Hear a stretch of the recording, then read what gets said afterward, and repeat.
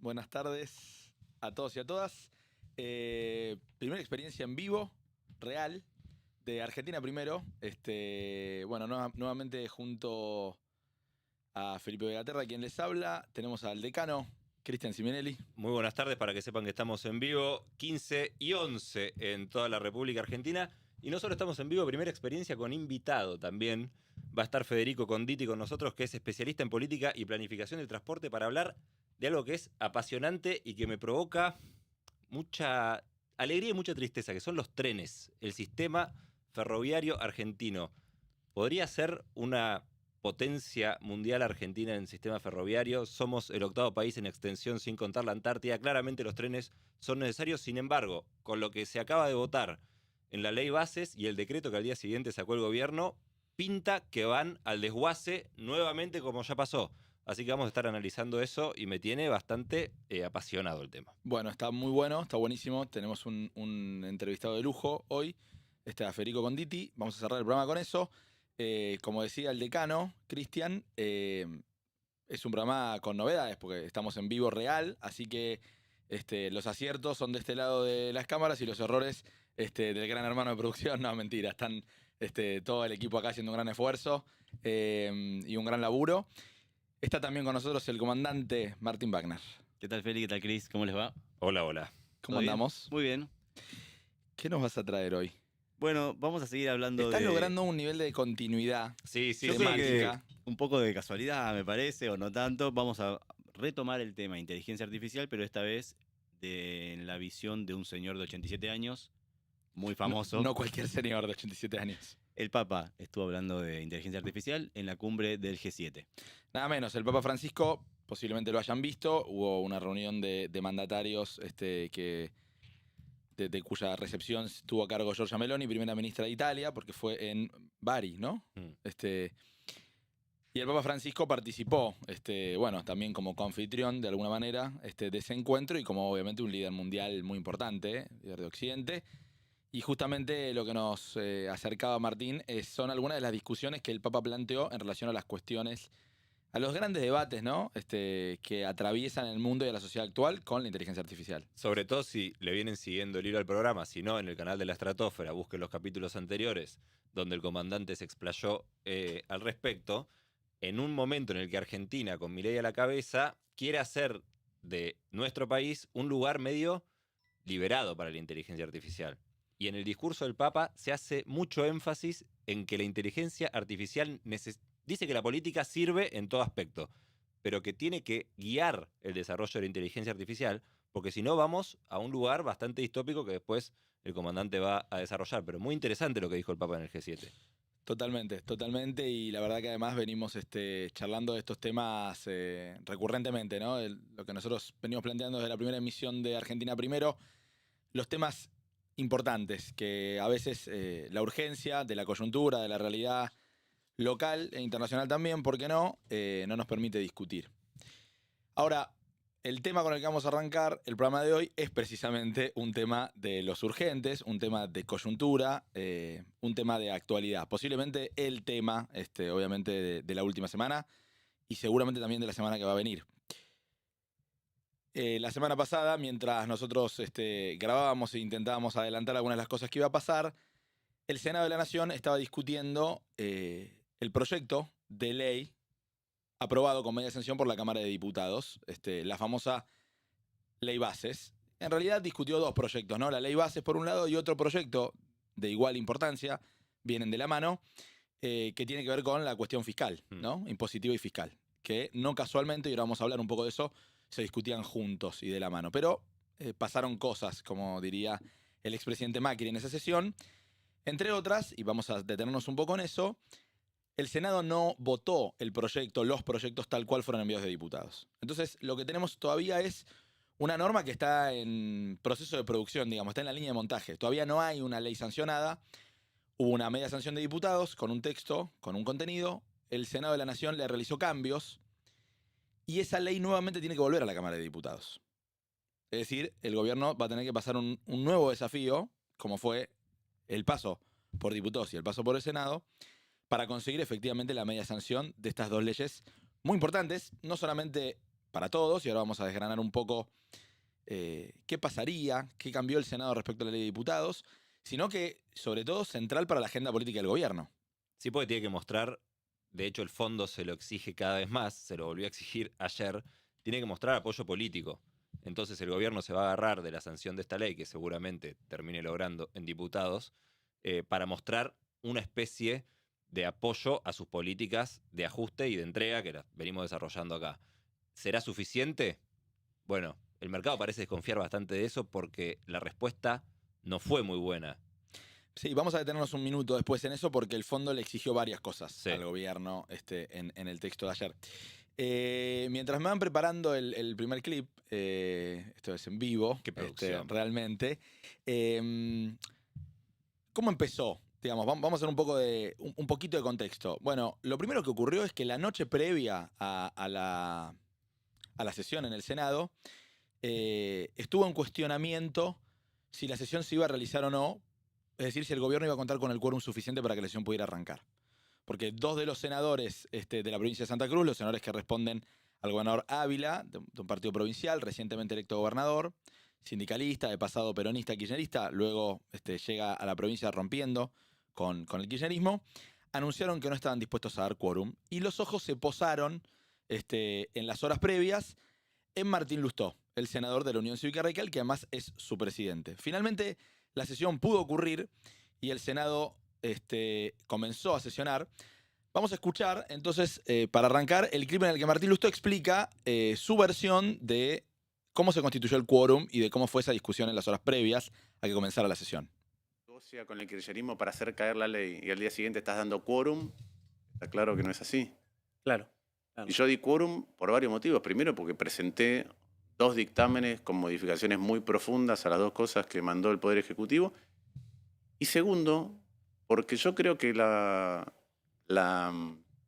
estrategia de no dar quórum es una estrategia dilatoria para que, como se vio en la semana, otros vayan y saquen más cosas.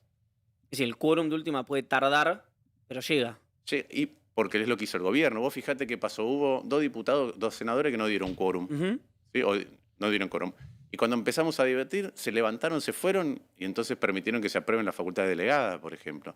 Entonces, cuando vos ves que hay ese tipo de negociaciones y que alguien o algún sector dice no voy a dar quórum y ves que van convenciéndolos con cosas, lo único que es una maniobra dilatoria y que alguien se lleve cosas por demorar el debate una semana. Ya Me lo parece que está mal. anticipó usted.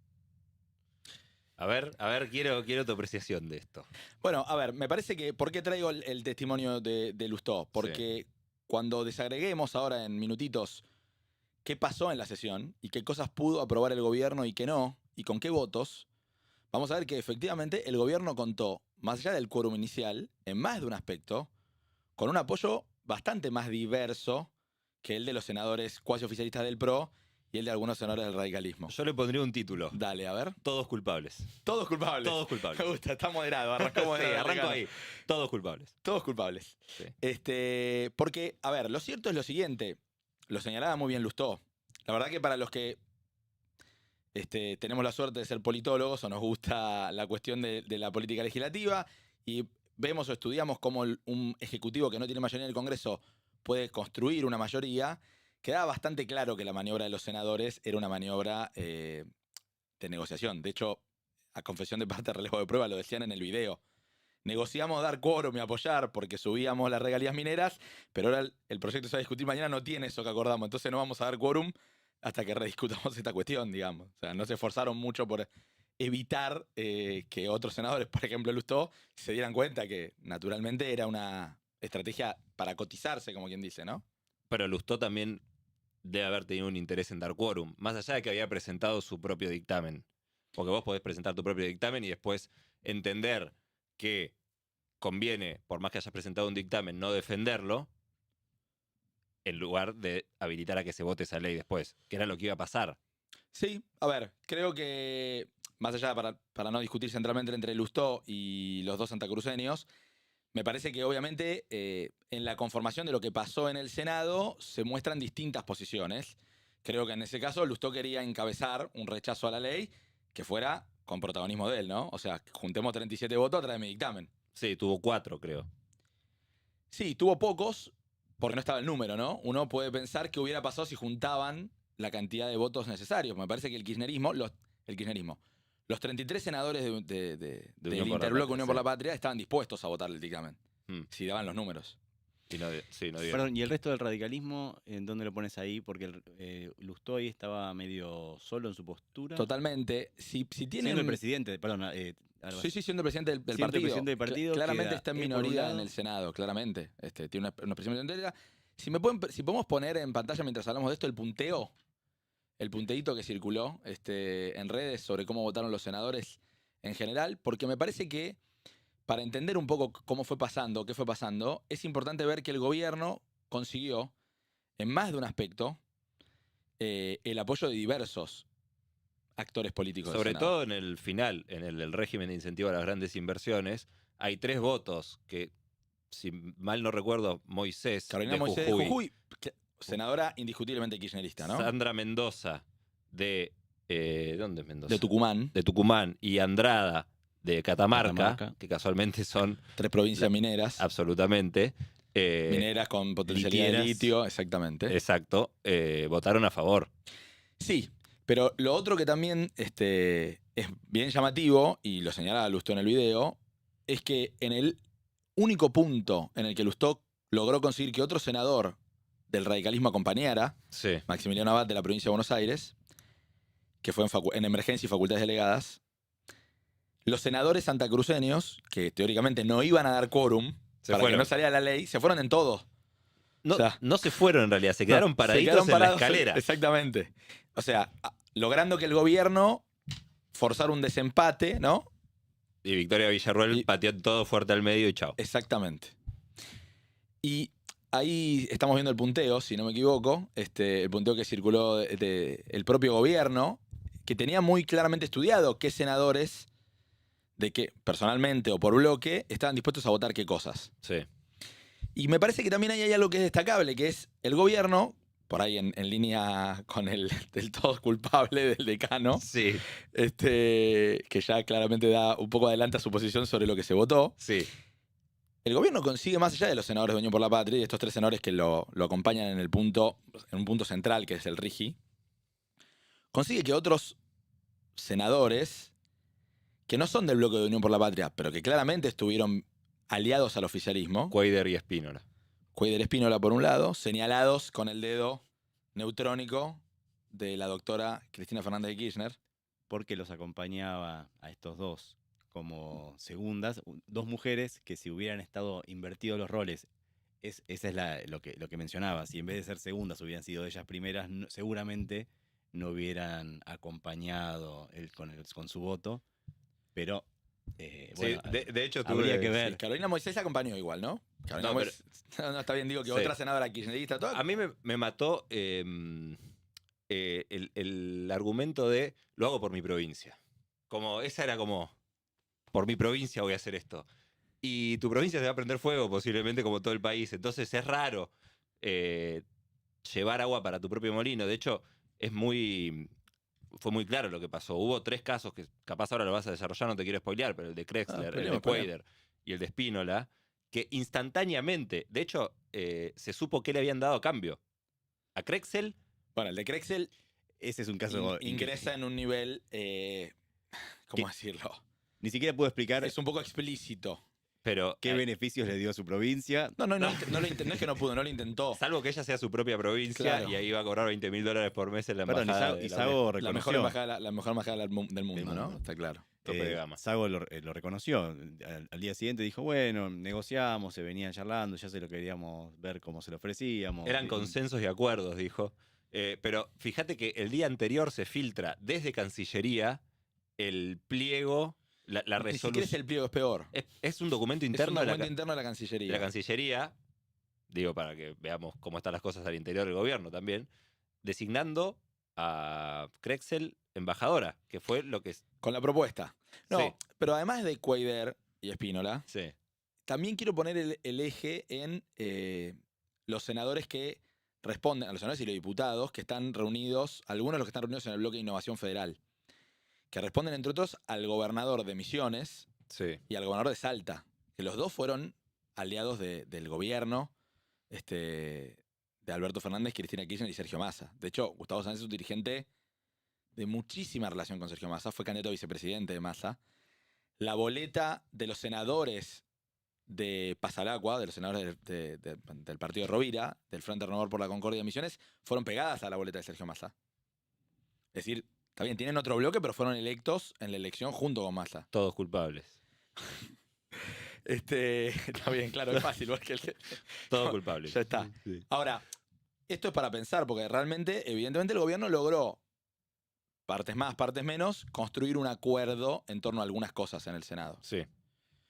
¿Qué cosas? Porque esa es la otra gran pregunta. ¿Qué cosas votó el Senado distintas a la ley de diputados y ahora tiene que volver a discutirse en diputados? ¿No? Y ahí centralmente yo creo que hay 4 cuestiones para marcar. Por un lado, en términos de la ley bases, el Senado reduce la posibilidad del gobierno de eliminar organismos oficiales, ¿no? INTI, INTA, todos los organismos que estaban incluidos en el plan de Ciencia y Técnica 2030. Reduce la emergencia. Y una cosa que me parece importante, reduce el listado de privatizaciones. Ahora Sí. una pregunta ahí, porque al mismo tiempo delegaron facultades. Entonces, estas cosas que se reducen, ¿pueden entrar después vía decisión de Milei del gobierno por haber sido delegadas las facultades? ¿O esto es taxativo respecto de que estas empresas no pueden privatizarse? Es decir, me parece que a mí que No, estas no. empresas no salió el pliego de privatización ahora, o bueno, muy rápido sería, pero No, a podría ver, entrar después por el facultades gobierno delegadas. puede intentar hacer lo que quiera, digamos. De hecho, capaz no las privatiza, pero las desfinancia. Y las Como, bueno, destruye igual. Ese es un muy... Aparte, las facultades delegadas están en la administración.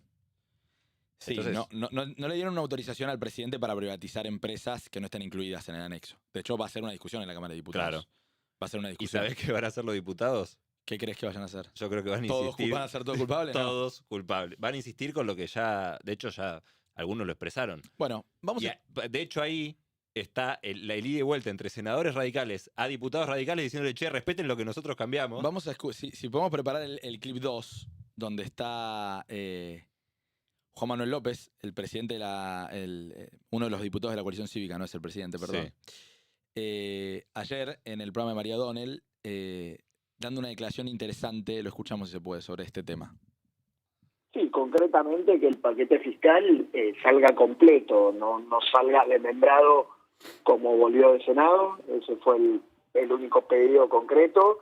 Y después, respecto de la ley bases, que digamos que diputados decida en qué insiste, en qué no. Y eso no hay manera que no sea así, porque diputados ya tuvo un largo periodo de trabajo sobre la ley, fue juntando las mayorías de distintos modos en particular, y yo creo que cada grupo de diputados vamos a elegir de lo que haya hecho Senado lo que nos parezca bien y a desechar lo que nos parezca mal. Y la mayoría se va a ir conformando, así, de esa manera, aleatoriamente, ¿no? Antes de volver, escuchemos el último clip que tenemos sobre el tema, porque es un poco lo que adelantaba Cristian. A ver. Sí, otra vez, yo creo que el gobierno va a tener un problema con eso, ¿no? Porque si el gobierno hizo un acuerdo político con algunos senadores, está muy fino el número para esta ley y para cualquier otra ley que quiera aprobar alguna vez el gobierno. Si el gobierno no respeta su propio acuerdo que hace en el Senado, creo que va a tener problemas para aprobar otra ley después. Entonces, a mí, por supuesto, eso no me interesa, es un problema de ellos el acuerdo que hacen y cómo lo mantienen, pero me parece que van a tener un problema ahí. Ahora, si vos me preguntas a mí... Bueno, ahí escuchábamos a Juan Manuel López de la coalición cívica, sus diputados están dentro del bloque Hacemos Coalición Federal, que preside Pichetto, y a Martín Tetaz, de la Unión Cívica Radical. Y algo de esto adelantaba Cristian. El gran tema que no logró aprobar el gobierno, desde el punto de vista del acuerdo que hizo para conseguir los votos, es el paquete fiscal. La restitución del impuesto a las ganancias, en una versión nueva, distinta a la que se derogó a fin del año pasado por iniciativa de Sergio Massa, los cambios en bienes personales. Y eso el gobierno no lo tiene. Y es centralmente la moneda de cambio de acuerdo con los gobernadores, que van a ver las arcas provinciales reconstituidas por los ingresos de un impuesto coparticipable como ganancias. De hecho, no los tiene y se lo ha escuchado decir, y lo ha dicho en ON el propio jefe de gabinete Guillermo Francos, es lo único que le importa al gobierno. Ganancias y bienes personales. A diputados le dijo, con el resto hagan lo que quieran, con el resto hagan lo que quieran, el gobierno necesita ganancias y bienes personales. Y es muy loco porque hay una discusión ahí. Y se cita mucho el artículo 81 de la Constitución, creo que es. De hecho, me acordé porque hubo un ida y vuelta en Twitter muy interesante entre Gil Domínguez, que es un constitucionalista muy respetado, y Juan Manuel López. Se dijeron de todo. Porque el proyecto de ley del paquete fiscal, el Senado lo rechaza. Entonces, diputados, ¿puede volver a insistir Bueno, con algo que fue rechazado? el reglamento interno da la sensación de que sí. Lo que hay una discusión es si el reglamento interno de la Cámara se ajustaría al artículo de la Constitución, ¿no? Lo cual ya es todo un delirio.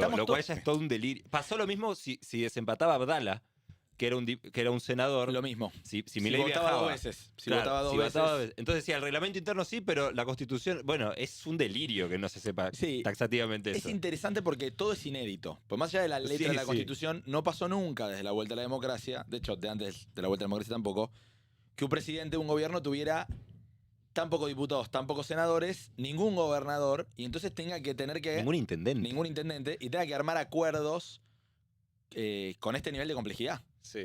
Y como decía Juan Manuel López, pero al mismo tiempo alertaba en otra dirección Martín Tetaz, Sí. el Senado rechazó ganancias y bienes personales. Y ahí está, en gran medida, el acuerdo con los gobernadores de todos los partidos, como señalábamos antes. Claramente, hay gobernadores de Unión por la Patria, gobernadores del radicalismo, gobernadores del PRO, que están interesados en que eso salga. De hecho, Ahora- hubo una foto de Puyaro, de Yarlora, Sí, pidiendo bienes personales. También que aparte es un costo político. No, bienes personales no. Impuesto a las ganancias se lo cobran al laburante. Bienes personales le bajan la alícuota a los que más tienen. Del Sí. 2,25 al 0,25. O sea, sí, está resignando recaudación ahí el gobierno, pero se le aumenta. exactamente. Es insólito. A ver, claro, digo, ¿por qué es interesante esto? Porque el gobierno tiene, y lo decía Juan Manuel López, lo único que vamos el gobierno nos está planteando insistir a rajatabla es en ganancias y bienes personales. Sí. Ahora, al mismo tiempo, Tetaz dice, guarda, porque si insisten en cosas que se dieron en el Senado para obtener la aprobación que obtuvieron, los políticos con los que acordaron las cosas, y me parece que se incluye, nos vamos a enojar. Porque sacaron facultades delegadas, sacaron emergencias, sacaron organismos, la posibilidad de disolver algunos organismos públicos, redujeron el listado de empresas a privatizar, entre ellos Aerolíneas Argentinas, por pedido de los gobernadores, y ahora van a volver a diputados después de que le dimos la media sanción en el Senado a insistir con cosas que acordamos sacar. ¿Y el gobierno qué va Es a raro decir? eso. El gobierno va a decir ajo y agua, porque ya lo tiene. Lo que ya le dieron, ya lo tiene. Ahora va a la de máxima. Pero Y de no acá a creo que- futuro, Claro. Y que- Pero no termina. Acaban de pasar- Van 6 meses de gobierno, ¿eh? Sí, pero acaban de pasar una ley que no se tendría que haber presentado bajo ningún punto de vista de esa manera, cambiando gran parte de la Constitución directamente. O sea, ya Es una todo- muy mala ley. Para mí es una muy mala ley, no hay duda. No sé, yo no creo que cambie la Constitución, pero es una muy mala ley. Lo que digo es esto, ¿y por qué hago esta pregunta? El gobierno tiene que seguir gobernando 3 años y medio más, Sí. discutiendo políticamente con estos actores. Pero ¿cuánto va a discutir? O sea, vocación de discutir, digo, se cansó de defenestrarlos. A los gobernadores le dijo que Sí. los iba a fundir y los iba a dejar sin un mango. Sí, ya les está poniendo el impuesto a la ganancia, ¿no? De Digo, tal- porque dice algunas cosas y después hace otras. Sí, hay que ver cuánto le alcanza también. No creo que se solucione la realidad de todas las provincias reinstalando el impuesto a las ganancias. A los senadores y a los diputados les dijo ratas, degenerados fiscales, le dijo cualquier cosa. Ahora va a tener facultades delegadas, con lo cual en muchas materias, 6 meses, no. 1 año de facultad delegada. Y renovable un año más. No, por el Ejecutivo no. Sí. ¿En el texto del Senado? No, pero el texto del Senado, yo no lo... ¿Vos no lo discutís? Bueno, Bueno, igual hay que Bueno, ver, hay que vamos ver. a verlo. Ojalá. Pero al mismo tiempo, el gobierno, y lo veníamos anticipando también, ya está teniendo situaciones complejas en el Congreso. De Sí. hecho, está pedido una sesión especial en el Senado para tratar la media sanción de la fórmula jubilatoria que aprobó diputados con una Sí. mayoría inédita, opositora al gobierno, 2/3. 2/3 de los presentes, a lo cual habría que sumarle los votos del Frente Izquierda potencialmente porque no votaron, o sea, hubieran sido más de 161. Sí, 166. 166. Y además de eso, la restitución del FONID, del Fondo Nacional de Incentivo Docente, que es otra de las cosas que el gobierno le sacó a las provincias. Sí. ¿Por qué digo esto? Porque la gran pregunta es, la sanción de la ley, la que sea, en diputados, que lo vamos a seguir viendo, porque como claramente adelantan Tetaz, López, hay una discusión en ese sector de la oposición dialoguista de qué hacer cuando el gobierno quiere insistir con las cosas que no son impuestas a las ganancias y bienes personales. Sí. ¿Cómo va a ser la relación de esa oposición a partir de ahora con el gobierno, post leyes bases? ¿Es más cooperativa o es menos cooperativa? Ahí uniría las dos cosas que están diciendo. En principio, después de esto podría parecer menos cooperativa, pero al mismo tiempo el gobierno viene negociando con un estilo tan particular.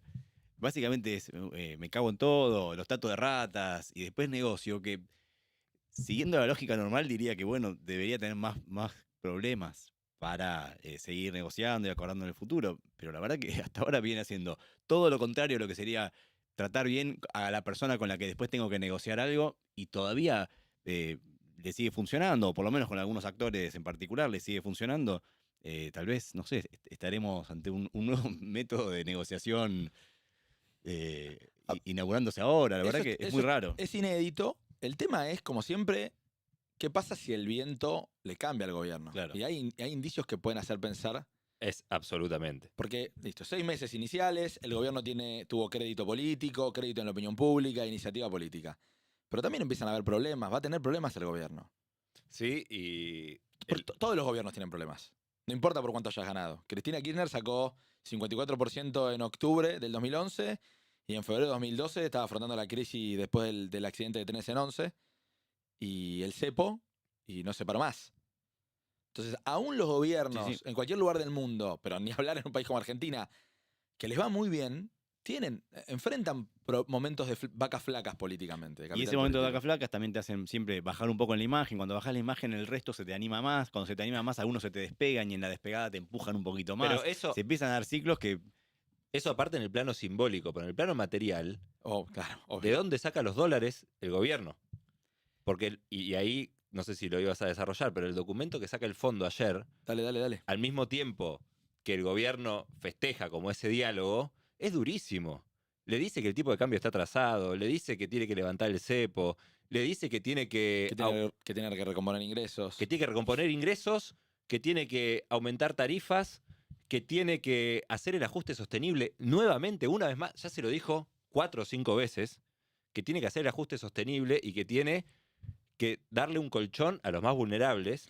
O sea, el Fondo Monetario está corriendo por Y además una izquierda cosa, a el Milei. hecho mismo de que sea público, que el Fondo Monetario diga tenés que devaluar, eso ya te genera una expectativa de devaluación donde la gente va, se cubre de la devaluación comprando dólares que generan la devaluación. Bueno. O sea que hay como ciertas, no diría tormenta perfecta, pero cierto Agrego una empuje. cosa mínima más en relación a esto del fondo. En un momento en el que el ministro de Economía del gobierno, Luis Toto Caputo, dice que el plan del gobierno es, en la etapa que viene, ir a pedirle al fondo Claro, 8.000, 10.000, 15.000 millones de dólares más. El fondo te está adelantando que hay inconsistencias en su mirada de tu programa que claramente van a ser condiciones para Darte sentarse esa- a discutir si querés más dólares, que hay que ver, digamos, que ¿no? aparte la solución siempre es la misma, ¿no? Voy a pedir Sí. más plata. Es insólito. No Bueno. puede ser tu solución siempre, voy a pedir más plata. A ver, pero- Agrego esto cortito. Sí. Pablo Kirno, el secretario de Finanzas, salió a responder eso y a decir, no vamos a hacer nada de esto que nos piden y las cosas que vamos a hacer las vamos a decidir nosotros a nuestra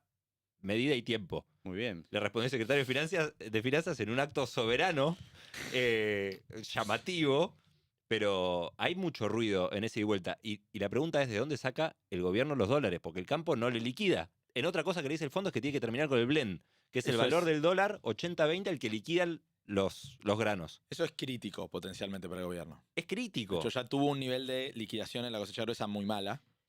Sí, lo hablamos en el Lo programa hablamos hace en- dos hace un programas, par de programas. 37% menos que el año pasado, donde hubo la peor sequía de los últimos 100 Sí. años. Sí. Bueno, así están las cosas con el tema. Solamente voy a agregar algo en relación a la pregunta del comandante sobre, ¿tienen otra solución aparte de endeudarse? Lo dijo Alejandro Werner, el titular del hemisferio occidental del Fondo Monetario en la época de la negociación del préstamo de facilidades extendidas con Macri. Sí. Se refirió al Toto Caputo como un ludópata. Sí. Un ludópata de las finanzas. Sí. Es difícil pensar.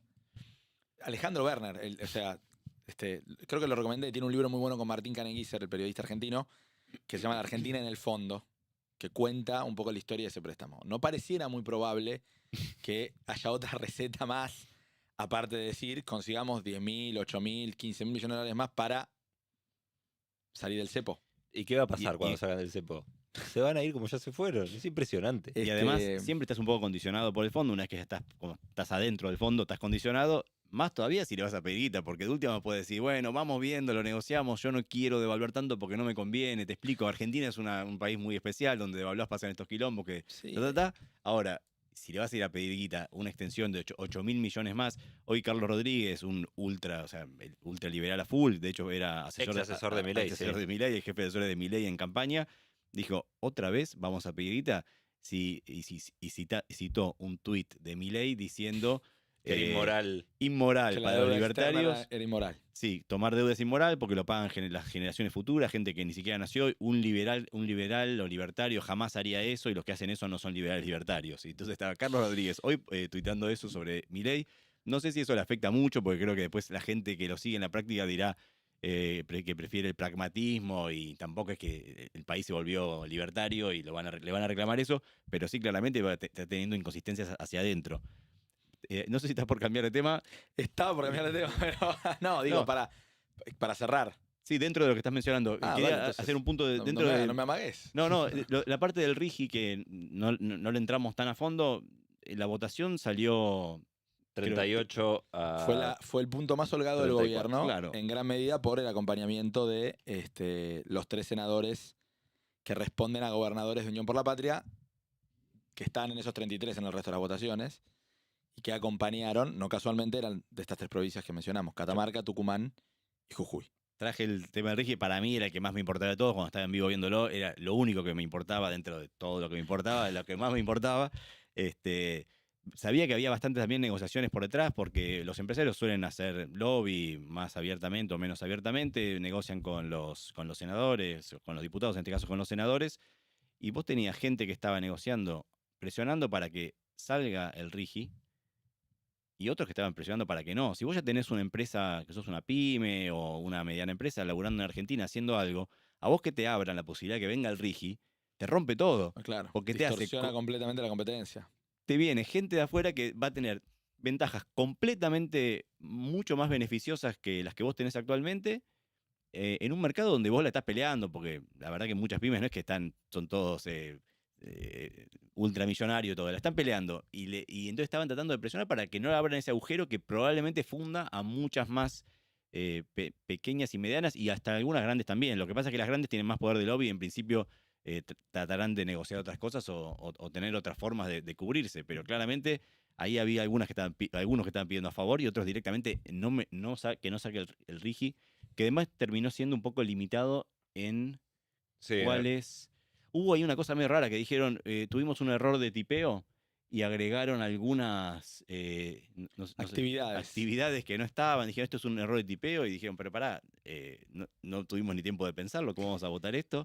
Sí, yo creo que, a ver, me permito, como para cerrar este tema, me parece que tenemos que seguir observando con atención qué pasa en diputados y qué pasa en el Parlamento en las próximas semanas con los otros temas que están abiertos. Antes de que cuentes eso, me hizo acordar el comandante, salió la ANCHAM hoy, que es la cámara que nuclea a las empresas yanquis en Argentina, Sí. diciendo que el RIGI que votaron no le convence todavía. En el apartado de reforma laboral dijeron, la redacción final aún no genera las condiciones mínimas necesarias para un aumento sustancial de la empleabilidad ni para la reducción significativa de la informalidad. Y en el RIGI se quejaron de que se haya acotado el listado a Foresto Industria, Infraestructura, Minería, Tecnología, Turismo, Siderurgia, Petróleo y Gas. Lo consideramos limitativo e innecesario. Está diciendo la cámara que nuclea a las empresas yanquis que van a ser las más interesadas en aprovecharse de ese RIGI. O sea que lo que salió, según ellas, todavía es insuficiente. Ahora, fue muy bueno el discurso de Lustó criticando el RIGI. Hizo una crítica que la voy a sintetizar mal, pero básicamente decía, en ningún lugar del mundo se dio tanto por tanto tiempo y tantos beneficios. Esto es, te pones a fijar en todos los sistemas parecidos que se implementaron en el mundo y nunca fue ni por tanto tiempo, ni tantos beneficios, ni tanta guita. Excede todos los límites de cualquier cosa que hayas visto antes en cualquier otro país. Existen otro tipo de rigis en otros países, pero claramente Obvio. no con estos beneficios, y él hizo un desmenuzado detallado de cada ítem de por qué estaba mal. Y antes que haga así, sí, una más. Claro, el decano una tiene más. que no puede cerrar el blog con una Lava Lustó. Hubiese No. preferido que lo haga en un, Votó en contra. en un vivo de Votó- Instagram y no en el Está bien. recinto. Votó en contra, no, Sí, como, pero- no como otro. Pará, Sí. quiero mencionar algo. Porque Todos culpables. esto, más allá de todo, me pareció terrible, y esto lo quiero, en todo caso, a título personal. La verdad que nunca había visto Todo es a título la personal lo que dice acá. criminalización de la protesta. No lo vi, Ah, no lo vi. Es impresionante. Nunca, Tenemos que hacer jamás. otro Vamos a hacer programa un con programa eso. sobre eso, si quieren, La- o un bloque especial en Por otro lo menos programa. mencionarlo, porque espero que no sea una escalada Ojalá de cada vez que peor, no, porque no. acusar de sedición y meter en cárceles de máxima seguridad a tipos que estaban manifestando y que los agarran a 15 cuadras y que no les secundan nada y que los dejan detenidos. Que cuando vos vas a una manifestación, vos podés decidir qué riesgo correr. Si das vuelta a un auto y lo prendés fuego, te arriesgás a que quizás te metan en cana.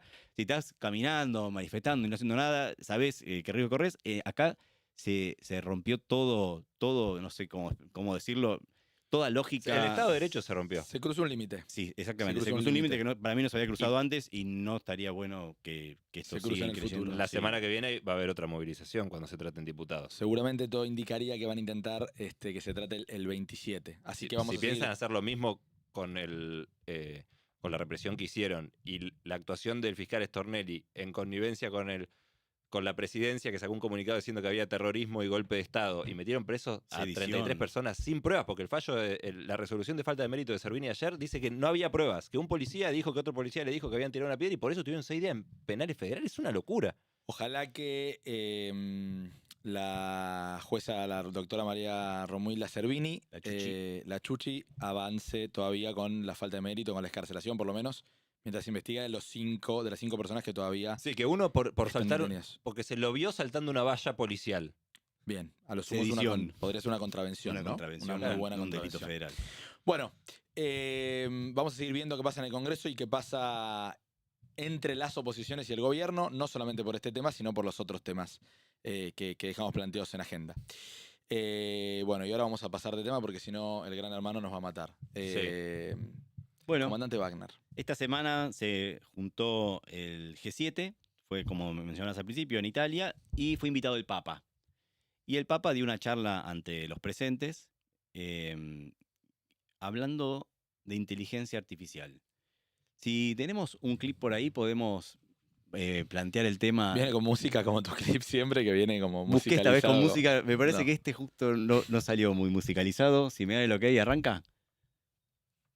El Papa Francisco participó este 14 de junio de la sesión conjunta de la cumbre del G7 en Apulia, al sur de Italia, centrado en las oportunidades y los riesgos de la inteligencia artificial. En su alocución, llamó a la adopción de una sana política para el bien común. La reflexión es sobre los efectos de la inteligencia artificial en el futuro de la humanidad. Dicha inteligencia artificial, como sabemos, es un instrumento extremadamente poderoso que se emplea en numerosas áreas de la actividad humana, de la medicina al mundo laboral, de la cultura al ámbito de la comunicación, de la educación a la política. Y es lícito suponer entonces que su uso influirá cada vez más en nuestro modo de vivir. La advertencia del Santo Padre fue contundente. Condenaríamos a la humanidad a un futuro sin esperanza si quitáramos a las personas la capacidad de decidir por sí mismas y por sus vidas. Bueno, lo que estábamos viendo recién era el canal oficial del Vatican News. No sé si se veía el Zócalo al principio. Lo que decía el Zócalo cuando arranca el resumen es: la inteligencia artificial no es objetiva ni neutral.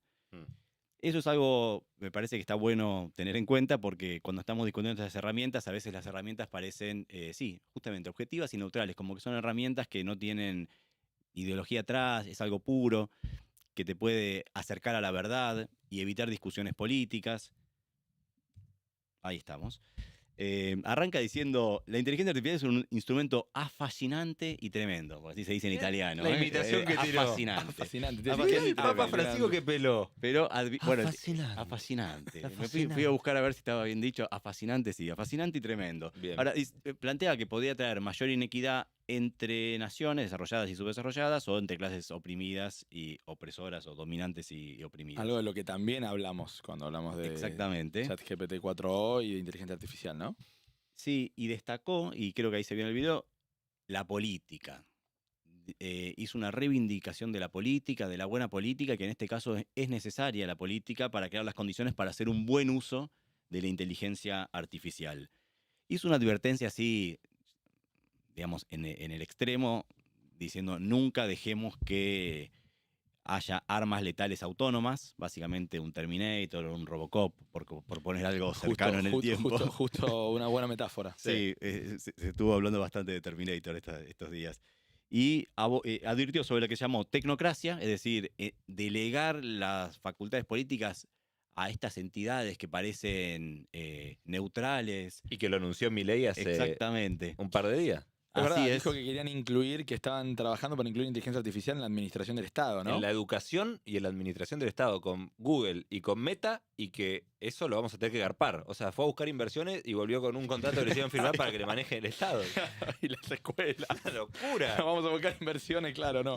Todas las escuelas van a ser de Google ahora. Sí. Hizo eso con Meta para una parte así de asistencia escolar y qué sé yo, y después dijo que con la inteligencia artificial de Google se podría hacer una reforma del Estado. Y que... ¡Qué idea nueva! Claro. Nunca a nadie se le ocurrió. Claro, pero con eso lo que plantea, al decirlo así, primero, se lava las manos o por lo menos no toma la responsabilidad política de las conclusiones a las que llegue esa inteligencia artificial y dirá, esto lo dijo la inteligencia artificial, es un ser supremo, no me discutan a mí, ustedes ya saben cómo es esto. Además es una caja negra, o sea, la inteligencia artificial no es open source, o sea, vos no podés ver qué criterios eligió y cómo llegó para eso. Claro. Entonces, Cómo eso está seteada para tomar las decisiones Exactamente. que toma. O sea, que te diluye la responsabilidad detrás de la decisión, enmascara una relación de poder, porque voy a ser yo el que dice, voy a consultar a la inteligencia artificial cuál es la reforma del Estado, y además hace un mal uso de eso, porque vos para eso, primero, para usar inteligencia artificial, tenés que tener un volumen gigante de datos y sobre eso darle patrones y vos llevarla condicionadamente hacia dónde. Y además, mismo Estados Unidos, creo que no sé en qué página del gobierno donde habla de inteligencia artificial, dice, todo el tiempo hay que recordar, esto puede fallar. Vos no podés confiar en los resultados de la inteligencia artificial para algo en concreto, vos tenés que utilizar eso como base para analizar, ¿no? Tengo una pregunta ahí. Porque nosotros ya hemos visto cómo... Porque detrás de la discusión de la inteligencia artificial que plantea el Papa Francisco y de varias de estas cuestiones que venimos hablando, está la cuestión de la producción y el uso de datos, ¿no? De miles de millones de datos que están recolectándose todo el tiempo y que dicen mucho de lo que pensamos, lo que opinamos, lo que queremos. Y ya tenemos algunas experiencias concretas de política donde esto se usó con un direccionamiento que uno podría discutir, bueno, no produjo un buen bien público, ¿no? Estoy pensando concretamente en el Brexit. Así ¿no? es. Donde la consultora Cambridge Analytica utilizó un arsenal de lo más avanzado que había hasta ese momento para tratar de incidir en el resultado de la elección. Digo, para hacer campaña, eso me parece lícito, hacer campaña por lo que quieras, pero bueno, y así están en Inglaterra, ¿no? Vos estás brindando tus datos, o sea, estás dándole tus datos a entidades que van a hacer uso de esos datos para fines que no te preguntaron a vos y que van a ser definidos probablemente por cuestiones de mercado, o por quién los contrate, o para cosas que Sí, o por ideología. también.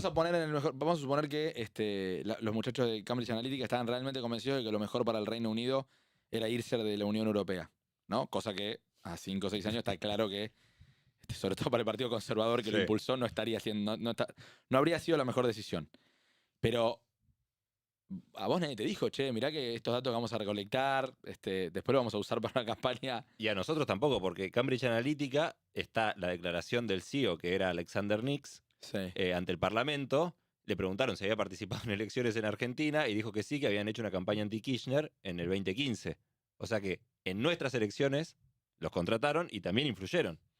Es una locura. Quiero vincular lo que están diciendo del tema de la privacidad con una nota que estuvo dando esta semana Demian Reidel. Sí. Demian Reidel, el físico y economista, jefe de asesores económicos de Milei.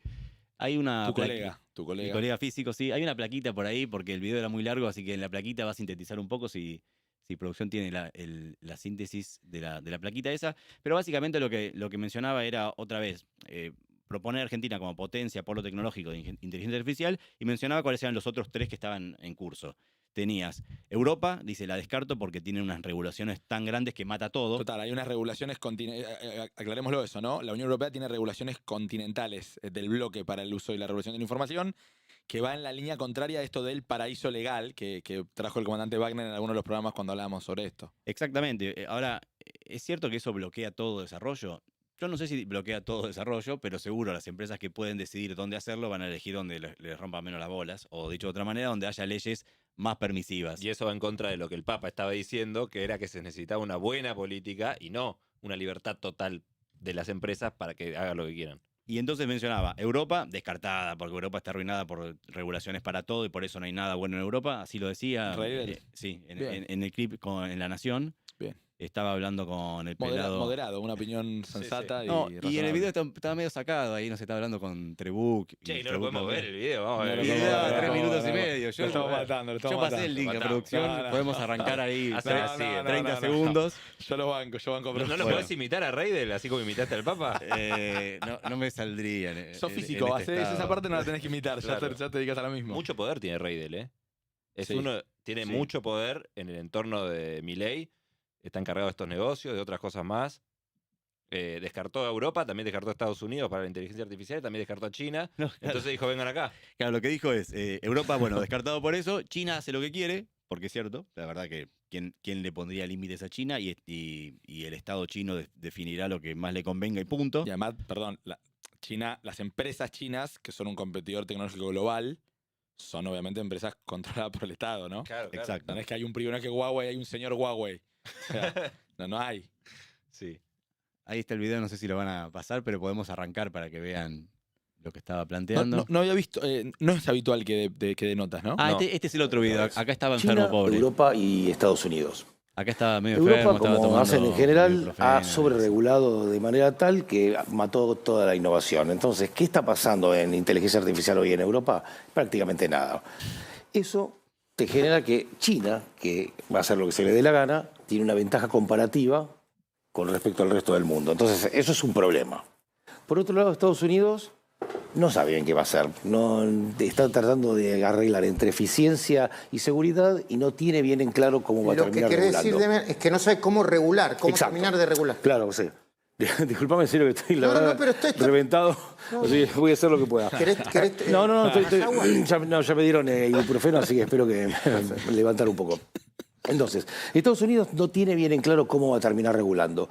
Eso genera una situación donde Argentina tiene una posibilidad, se han alineado los planetas. ¿En qué sentido? El presidente Milei ha capturado la atención y lo aman en Silicon Valley. No está bien. O sea, ¿no? realmente es una persona que ha capturado la imaginación y la atención del sector tecnológico como casi nadie ha logrado. Eso logra que nos den bola para organizar reuniones, pero no alcanza con eso. Dada la predilección del presidente por baja regulación. Y bueno, ahí seguía. Ahora, Está bien el muchacho, está bien. No, por eso. En esa dice que estaba con fiebre, después dice que tenía 39 de fiebre, qué sé yo. En el otro que yo mencionaba estaba demasiado bien, no sé, Está demasiado bien, es buena, es buena. No sé. Acá Bueno. está medio. En la otra está demasiado bien. bueno, Me gusta que dice nada. no alcanza con armar reuniones. Sí. Nos dan bola para armar reuniones, no alcanza con armar reuniones. Hay que darle más a los muchachos. No. Lo que digo es que me parece que es un buen punto de vista para un decisor público. Decir, no es que va a alcanzar con que vayamos a que Elon Musk mande. ¿me entendés? Obvio. O sea, Ayer Es un buen primer paso. Sí, habrá está que bien. ver O sea, va a después. tener un montón de fotos. Por ahí termina con Milei con 28 fotos con Elon Musk cuando Sí. tiene mandato. Pero Ahí dice que a Milei lo aman y que todo el mundo lo está mirando. Ayer el propio Milei dijo que gracias a él la ultraderecha le fue bien en las elecciones en Europa después de su charla en Davos. O sea, sí, todas cosas que no pasaron. O sea, no tuvo nada que ver Milei. Le fue bien a la ultraderecha en 2 países. Tiene la misma cantidad de diputados en el, la misma. en el Parlamento Europeo que... Lo bueno es que Jonathan Viale no le preguntó absolutamente nada de eso. Le dijo, che, ¿estás seguro? Porque no. ¿Le dijo? No le dijo Tu nada. amigo Jonathan Viale. La Quedó, quedó, lo quedó. pensó, pero no llegó a decirlo. Perdón, seguro. descripto Jonathan Viale por Eduardo Feynman como el 678 para estatal, ¿no? Absolutamente. Eduardo Feynman. Eduardo Feynman, que tiene una inquina con él impresionante. En su momento eran competidores en La Nación Más, Jonathan Viale. De hecho, Feynman me parece que hizo algo para que lo lo Dale, sacaran. le dio como un empujoncito, decís vos. Eduardo Feynman organizó una cena en su casa. Estamos al aire, ¿eh? Sí, sí, Ah, esto se ok, sabe. está bien. Eduardo Feynman organizó una cena en su casa con Macri y Milei. En el medio estaba esta disputa con Jonathan Viale. Pasaron unos días después de esa cena. Le mandó un WhatsApp a los dos. Creo que no hizo falta. Hicieron lo que tenían que hacer los muchachos y a Jonathan Viale lo desplazaron. Igual en TN le está yendo muy bien. Puede seguir operando tranquilo, así. Bien. Bueno, Comandante. cerrando entonces, estaban estas tres regiones, China, Europa y Estados Unidos, que están viendo de regularlo, ¿viste? Los demócratas lo quieren regular un poquito más, qué sé yo. Entonces dicen, bueno, está la oportunidad de Argentina, que ya mencionamos bastante, que tiene el frío, una serie de cosas. Energía barata, leyes amigables con estas cosas, si bien en este periodo de gobierno, etcétera, etcétera. Pero lo que plantea Reidel ahí es que seríamos el cuarto polo tecnológico y dijo, para salir a disputar. Yo creo que si llega a venir este tipo de inversiones de Estados Unidos, no va a ser tan tonto tirarse un tiro en el pie y generar la propia competencia que después, o sea, creo que vamos a hacer una subsidiaria o una tercerizada de estas grandes donde van a poder hacer lo que en otros países no le permiten hacer. Salvo que el desarrollo lo hagamos nosotros mediante nuestras empresas locales, tecnológicas, muy buenas, pymes y más grandes también, que tendrían la capacidad de hacerlo y en ese caso sí tener una competencia tecnológica nacional. Pero bueno, para eso tendría que estar en agenda primero, en los gobiernos y darle el desarrollo que creo que podría merecerse, el impulso para que eso pueda desarrollarse. Eso sería respecto a lo que decía Reidel. Y esto que parece que este miedo por los datos y la privacidad son problemas de, no sé, de Europa porque controla mucho, los demócratas porque, no sé, porque No tienen joden. claro qué quieren hacer. Sí, no sé si se enteraron, esta semana Elon Musk atacó muy duro a Apple por su alianza con ChatGPT OpenAI. ¿Qué dijo? Dijo, presento un poquito mejor el problema.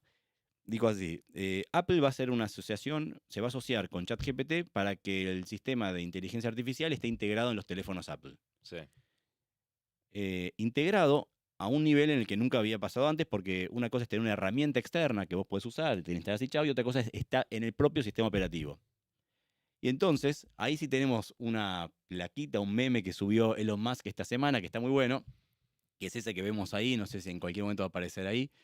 Y lo que dijo es, voy a prohibir la entrada a mis empresas de cualquier persona que tenga un teléfono de estos. Si vos tenés un teléfono, un iPhone, que viene con esto, a mi empresa no entras, lo dejarás ahí afuera en la entrada en una jaula de Faraday, que es una jaula, es una cosa metálica donde no puede... No hay señales, ¿no? No hay No tiene señal. La dejan ahí porque Apple, al estar asociándose con OpenAI, no puede saber qué pasan con los datos después. Es decir, que toda esa preocupación por los datos y qué hace OpenAI con toda esa gran cantidad de datos, es una preocupación que no solo, como dije recién, tiene esto, sino que tiene Elon Musk al punto tal que dijo, acá no entran. Le preocupa porque él no puede controlar esos datos. Y probablemente, y al mismo tiempo, un tuit después estaba vendiendo su teléfono Tesla diciendo, ¿te gustaría tener un teléfono que respete tu privacidad al máximo? Pero sí es muy importante la privacidad y no solo para las izquierdas claro, totalitarias, controladoras. O sea, coincide el Papa Francisco con Elon Musk en el sentido de que es necesario discutir cuáles son los límites del desarrollo tecnológico en general y de este desarrollo en particular, ¿no? ¿Y qué va a hacer Milei? Porque tiene foto con los 3 CEOs. El de Apple, el de OpenAI y con Elon Musk. Y con el Papa también. Y con el Papa. Y Google.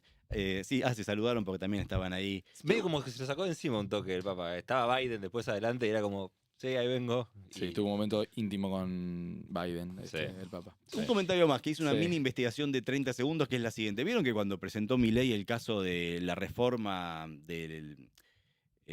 con inteligencia artificial, la reforma del Estado, puso el caso de El Salvador? No sé si se escucharon, que dijo, bueno, ¿y allá ya lo hicieron? Sí. Yo me puse a googlear porque la verdad que no vi mucha información al respecto. Digo, ¿qué onda? ¿Será cierto? ¿Habrá sido cierto? Yo no tenía idea, la verdad, que había pasado eso. Si googleas, todo lo que te aparece es lo que pasó después de que Milei lo mencionó. Entonces tenés que ponerte a buscar desde mayo para atrás. Y de mayo para atrás te vas a buscar medio nada, son cosas así medio en el aire.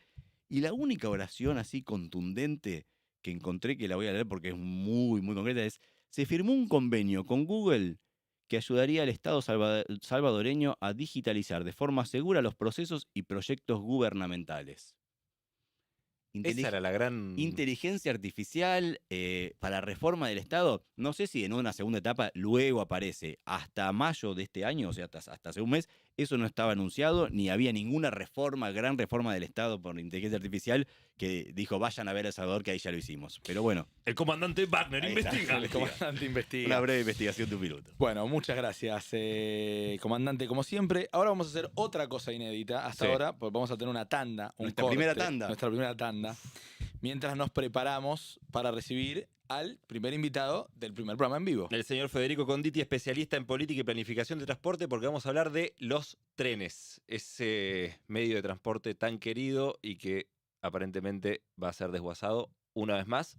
Le vamos a preguntar. ¿Puede desaparecer? ¿Es la pregunta? Exactamente. Bueno, nos vemos en breves minutos. No se Quédense vayan. ahí. No se vayan, viene lo mejor. El estreno de la entrevista en Argentina. Bueno, estamos de vuelta en Argentina primero por A la Estratosfera. Esto está saliendo todo bien, lo cual es Bien, llamativo. parece, sí. El decano. Está con nosotros el señor Federico Conditi, que es especialista en política y planificación del transporte. Así que primero, hola Federico y gracias por venir. Un aplauso es primer Sí, invitado. aplauso y ovación.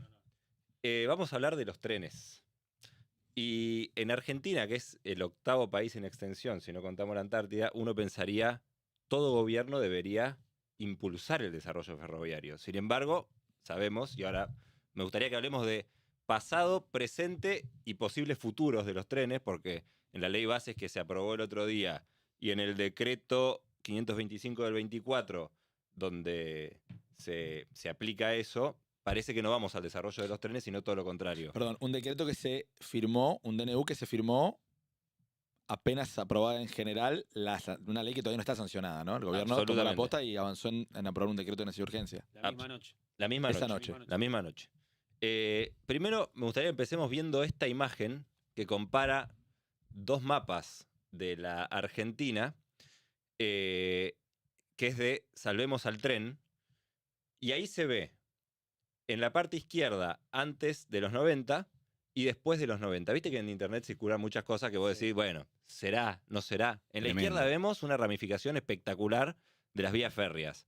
Y en la derecha, lo que quedó. ¿Esto es así? ¿Es cierto? Hoy hay algunos ramales más activos, que están, hay menos que los que se ven y hay más también. O sea, por ejemplo, ahí no aparece los servicios Buenos Aires-Córdoba, Buenos Aires, La Banda, Buenos Aires-Tucumán. Hay algunos que no funcionan, que funcionan hoy, perdón, o que están en duda ahora. Y hay otros que no están y que desaparecieron. Por ejemplo, la línea del ferrocarril patagónico hoy no hay ese nivel de vías activas. Pero bueno, sí, el contraste es real. Antes de contraste la es real. privatización había esa red con un montón de falencias, con un montón de vías que no estaban en el estado necesario, con una infraestructura deteriorada y con un servicio cada vez peor, pero que estaba activo, ¿sí? Que conectaba a gran parte del país. De hecho, en la década del 70 había un pasaje, como existe ahora el Eurorail, que era el Argenpass. No. Que vos te lo podías tomar y recorrías prácticamente el país en tren. De hecho, la militancia política de esa época recorría el país a través del tren, era una costumbre y utilizaba el Argenpass. No sabía que existía Yo eso. tampoco sabía, me acabo de enterar. Bueno, ¿ves por qué es importante que hayas venido? Porque hay muchas cosas que supimos tener hasta hace no mucho, que no las tenemos más y que ni siquiera sabemos que existieron. Entonces, ¿cómo vamos a recuperarlas si ni siquiera sabemos que existieron? Así que vamos con todo. ¿Cuál fue el mejor momento del sistema ferroviario argentino entonces? Bueno, el momento de más pasajeros transportados fue durante el primer gobierno de Perón, cuando recién se nacionalizan y el Mirá. pico, obviamente había una cuestión donde el ferrocarril todavía era predominante, el transporte automotor estaba en crecimiento y desarrollo y empezaba a ganar cada vez más terreno, sobre todo en Estados Unidos, y en la Argentina se empezaba a importar ese modelo.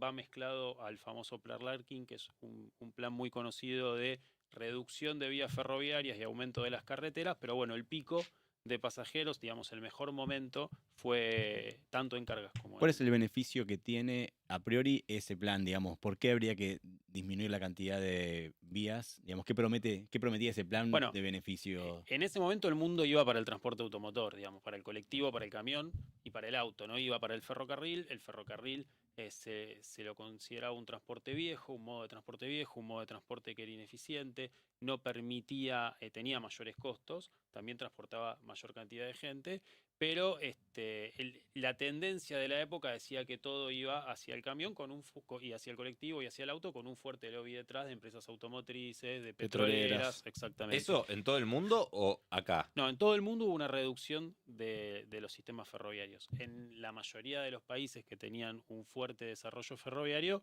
no pasó lo que pasó en Argentina. Obviamente en Argentina pasa todo por 4, por 5, por 10, digamos. No es que pasa en todos los ámbitos. Entonces, en Argentina fue mucho mayor. Tanto pasajeros como carga estamos hablando. O sea, que la visión se reduce en las dos. Pero bueno, posteriormente el mundo, sobre todo en los últimos 20, 25 años, entendió, y producto mucho de la tan criticada agenda, los Objetivos de Desarrollo 2030, Los objetivo ODS. tan criticado ahora por algunos sectores, y producto de algo que es innegable, que es el cambio climático y el calentamiento global, la migración hacia modelos más sostenibles en lo medioambiental, tanto urbanos como interurbanos de transporte. En eso está considerado el ferrocarril como el transporte del futuro, y ha regresado, sobre todo en Europa, en Norteamérica y en China, estamos hablando de las 3 regiones más desarrolladas del planeta, ha regresado el ferrocarril con mucha fuerza. En China, en Europa y ahora en Estados Unidos también incipientemente. Aparte se suma el desarrollo de la alta velocidad para pasajeros, que es, digamos, lo que se define como el transporte del futuro en el mundo desarrollado. ¿Por qué? Porque permite transportar la misma cantidad de gente en menos velocidad, en menos tiempo, pero aparte porque ya no es. Nosotros relacionamos, me acuerdo cuando fue la discusión, ¿se acuerdan? Cuando en el primer gobierno de Néstor Kirchner se planteaba El tren bala Rosario. Exactamente, el tren bala Rosario, que decía, es ostentoso, es caro, no es para la clase media, hay que recuperar el sistema ferroviario. El sistema ferroviario tradicional, y después pensar en eso. Argentina no está para eso. Bueno, hoy un pasaje en Europa sale 6 euros u 8 euros en alta velocidad. No es que ya sale $150 como salía antes. Existe la alta velocidad, por ejemplo, desarrolló la industria low cost, que es una industria muy similar a la low cost aerocomercial, y vos podés viajar por mucho menor costo a una gran velocidad. Y inclusive hoy la Comunidad Europea sacó ayer un comunicado donde dice que toda la red europea, la red intereuropea, por decirlo de alguna manera, de conectividad entre los países tiene que migrar a la alta velocidad. Así que todos los corredores troncales en una primera instancia, 2030, van a tener que migrar a alta velocidad, y en una segunda etapa para el 2040, toda la conexión entre países ferroviaria tiene que migrar hacia la alta velocidad. ¿Por qué? Porque la alta velocidad está ganando. Hay una política muy grande en Europa y en Estados Unidos para que la alta velocidad le gane a los vuelos de cabotaje mercado, a los vuelos aerocomerciales de cabotaje. ¿Por qué? Porque lo que más huella de carbono genera son los vuelos de cabotaje de corta duración. ¿Por qué? Justamente porque cuando vos, el momento de mayor contaminación es cuando despega y baja el avión. Entonces, si vos tenés un vuelo que La Cámara del Plata. La Cámara del Plata no tiene sentido. Y mirá qué lógica. Y mirá qué paradoja. Cuando vos comparás los pasajeros transportados en 2022 y en 2023 de acá a Mar del Plata, en vuelos aerocomerciales, o sea, en avión de Buenos Aires, de Aeroparque a Mar del Plata, o de Seiza a Mar del Plata, y de ferrocarril, el ferrocarril le gana. Es decir que la gente, inclusive, sin tener el mejor ferrocarril posible, aunque elige el ferrocarril, muchísimo. aunque mejoró muchísimo, tarda 5 horas 45, Sí. estaba tardando hasta finales del año pasado. La gente elige el ferrocarril. Es un transporte amigable y es un transporte que en la gente está asociado al desarrollo de los países. Vos ves el desarrollo del ferrocarril y decís, el país está avanzando. Sí. Hay encuestas a nivel internacional que muestran, hay estudios que muestran eso, que la gente desarrolla el ferrocarril al desarrollo del país. Lo asocia, perdón. A mí, por eso decía al principio que me da mucha alegría y al mismo tiempo tristeza, porque es como que el desarrollo ferroviario argentino va en el mismo péndulo que el manejo de la política o del El ejecutivo. desarrollo argentino. Que el en desarrollo general. argentino. Claro, es como que no hay un consenso en el que todos nos pongamos de acuerdo. Y yo creo que no podemos no ponernos de acuerdo en eso, en que debería ser así. Debería ser algo inamovible que cualquier gobierno que conduzca los destinos de la patria tenga como propuesta impulsar el desarrollo ferroviario y las mejoras esas que claramente se tienen que hacer y que las hacen todos los países del mundo. Ahora, Fede, te hago una consulta. Mencionábamos al principio el DNU. ¿Qué plantea ese DNU, digamos, básicamente? ¿Cuál es la propuesta del gobierno actual en relación al modelo de gestión del transporte ferroviario. Y te la complemento porque ¿cuál es la actualidad hasta la Exacto, aplicación de ese exacto. DNU? O sea, ¿qué viene a modificar? ¿Dónde estamos parados hoy Claro. y qué implicaría?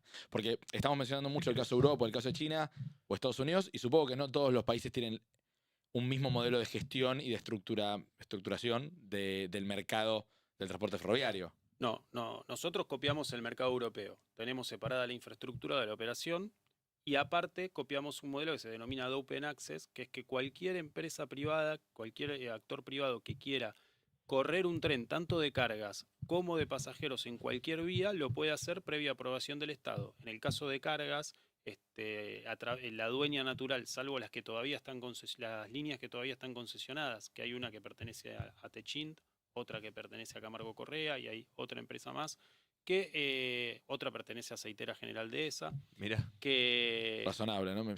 Que lleva la producción al puerto los puertos de Rosario, las terminales portuarias de Rosario.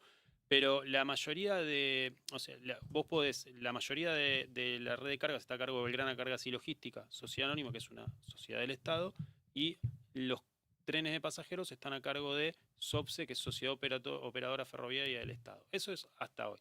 Tiene cada una ciertas atribuciones y el total del control sobre el material rodante parte de la infraestructura. El material rodante son los vagones o las locomotoras. Y después la infraestructura depende de ADIFSE, que es Administración de Infraestructura Ferroviaria, Sociedad del Estado. Otra empresa que es separada. O sea, tendremos una empresa estatal que se ocupa de cargo, una empresa estatal que se ocupa de pasajeros, sí, y la administradora. Pero hay algo más que falta. Todas esas empresas, junto a Capital Humano, que se encarga de todo lo que es contratación y capacitación de personal, son un holding que dependen de Ferrocarriles Argentinos, Sociedad del Estado. Ahora, lo que plantea el decreto, que es el de que declara la emergencia ferroviaria, es otorgarle un montón de atribuciones al Estado para reducir para reducir puestos de trabajo, no reducir salarios, puestos de trabajo, para romper contratos, dar de baja licitaciones y asignar los recursos con una mayor discrecionalidad, por y no decirlo de ampliar alguna rutas, manera. digamos, los pliegos o las intenciones de privatización no es para ampliar nuevas rutas. No, los pliegos de privatización todavía no están puestos sobre la mesa. Lo que está puesto sobre la mesa es que toda esta emergencia ferroviaria, producto de la desinversión que hubo en el sistema, que es real, había un deterioro de la infraestructura ferroviaria, de los servicios. La tarifa es un debate, es algo que hay que debatir. En el mundo no está 85% subsidiada como está en la Argentina. Está subsidiada promedio entre 30, 40, 45%, no más que eso. Hay algunos lugares donde excede, pero digamos, la media mundial va por esos valores, y a eso hay que sumarle al atraso tarifario la realidad de que había atraso en inversiones. Pero también se hicieron obras importantes, como la renovación de todas las vías de ingreso a retiro, que se cambió todo el sistema de señalización, se puso el más moderno que existe hoy, y es una obra que no se hacía hace 100 años en la Argentina. Entonces, hay cosas buenas, hay cosas malas, pero sí había deterioro de la red. Funciona no tan bien como funcionaba hace 7 años, es verdad, pero tampoco funciona tan mal como cuando llegamos a la tragedia de Once, por poner un parámetro, que fue un sistema privado de concesiones por ramal, donde se fomentó por la propia lógica de esas concesiones y de cómo funcionaba el sistema, donde las empresas se les requería poca inversión y había poco control y había una gran cantidad de subsidios, la corrupción público-privada que terminó en lo que ya sabemos. A eso generó deterioro de la infraestructura, deterioro de las vías. Hoy muchas de las empresas que tienen la carga, por ejemplo, que tienen el permiso de corredores de carga, la verdad que recibieron esas vías a 70, 65 kilómetros por hora y hoy están en 20, 25 en algunos casos. Es preocupante. Porque no se ha podido invertir. Ahora, la semana pasada, hace un mes, el Ferrocarril de Sociedad del Estado, Ferrocarriles Argentinos, le autorizó de manera precaria por un año más las concesiones a esas empresas privadas en el marco de cargas, en esos corredores, que son corredores cuya concesión habían vencido en 2020. Fueron prorrogadas de manera provisoria por el gobierno de Alberto Fernández y fueron prorrogadas nuevamente ahora. El decreto, en definitiva, parecería que le permite avanzar en las modificaciones que tiene que hacer para poder llevar la red a un estado de cierta normalización para ofrecérselas al sector privado. Ahora, eso es lo que ya pasó antes y veíamos en el mapa cómo perdimos ramales. Estaba la famosa frase de ramal que para, ramal que cierra. Hubo 700, porque el tren lleva consigo el desarrollo de los pueblos. Hubo muchos pueblos que dejaron de existir directamente porque el tren dejó de pasar. Y eso son historias que se pierden, familias que se disgregan, lugares que quedan muertos directamente. Es como si no irrigara sangre un cuerpo. Así me imagino las vías férreas y... Yo viví 4 años en Concepción del Uruguay, en Entre Ríos. Había un pueblo muy cerca de Concepción del Uruguay que era el centro ferroviario, se llamaba Sabiloazo. Cuando el tren dejó de pasar, ese pueblo murió. Pasó de ser un pueblo que tenía 20.000 personas a un pueblo de menos de 5.000 personas. Eso es real. Ahora, si nosotros retomamos el control y armamos una empresa en serio de ferrocarriles, es muy difícil que vuelva a llegar a cada pueblo en una primera instancia. Lo que sí me parece que hay que debatir, que Ferrocarriles necesita debatir un plan de negocios, necesita debatir una planificación a mediano y largo plazo estratégica como cualquier ferrocarril del mundo. Ahora, ¿lo hace el privado eso? Y bueno, yo miro los ejemplos del mundo y no pasa eso. A ver, ¿cómo es en el mundo? Claro, ahí está. ¿En qué lugares? Porque muchas veces en Argentina no funcionan cosas que en otros lugares funcionaron por las condiciones de diseño y de operación de ese programa en Argentina, ¿no? Te voy a cambiar el micrófono porque el tuyo hace un poquito de ruido. Ahí está mejor. A ver, en el mundo, el único caso exitoso privado que uno lo muestra y dice este es un caso de éxito es Japón. ¿Por qué Japón tiene privatizado y es un caso de éxito? Porque es una isla con superpoblación y escasez de tierra. Y las tierras estratégicas, justamente las más importantes, las que están en el centro de las ciudades, las más codiciadas, las tiene el ferrocarril. Entonces las empresas ferroviarias no desarrollan solamente lo que es el servicio de trenes, sino lo que desarrollan es una serie son holdings que tienen desarrollo inmobiliario, grandes centros comerciales, que recaudan una gran cantidad de dinero, que es un caso excepcional que no pasa en ningún otro lado del mundo. Cuando vos ves China, ves la India, ves las principales redes europeas, inclusive Estados Unidos, todas están desarrolladas y llevadas adelante por empresas públicas. Cruzás la cordillera, vas a Chile, que está teniendo un gran desarrollo ferroviario con un programa que se llama Chile sobre Rieles 2030, que lo inició Bachelet, lo continuó Piñera y lo sigue Boric. Qué envidia, ¿eh? No hay cambio ahí. Cosas... Ese modelo que le está dando muchos resultados a Chile y que hace que hoy tenga el tren más rápido de Sudamérica, que es un tren que va a 160 kilómetros por hora y que es un tren muy moderno, ese modelo está desarrollado por una empresa que se llama Empresa de Ferrocarriles del Estado, que es una empresa 100% pública. Renfe es una empresa mercantil del Estado, o sea, es una sociedad Renfe anónima. es la empresa española, ¿no? Para la los que empresa nos están española, escuchando. perdón. Amtrak es lo mismo. Empresa norteamericana. Norteamericana, funciona de manera de sociedad anónima con mayoría accionaria del Estado. Lo que yo creo que hay que debatir en la Argentina es un nuevo modelo de empresas públicas. Nosotros tenemos un problema que es la alternancia ideológica en quien puede ejercer el control político y de gestión del Ejecutivo normal en una democracia, hace que pasemos del hiperestatismo a la hiperprivatización. Y eso en el sistema ferroviario es muy complejo, porque el sistema ferroviario necesita previsibilidad.